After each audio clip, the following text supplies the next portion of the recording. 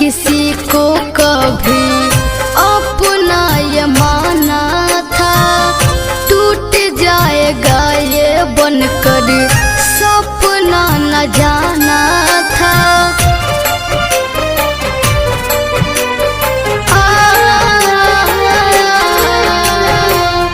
मेरा दिल किसी को कभी अपना ये माना था, टूट जाएगा ये बनकर सपना न जाना था। आँखों को रोने का ना, आँखों को रोने का ना देना कभी मौका।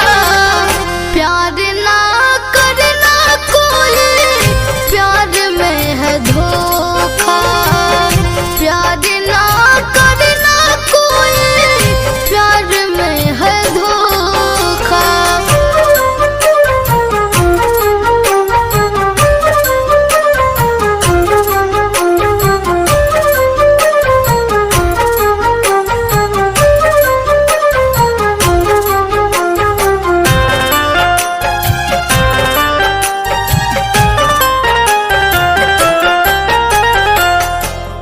पड़े हो लोग सुन लो हसीनों के प्यार में, ठोकर मिलेगा तुमको क्यों हो तुम अंधार में।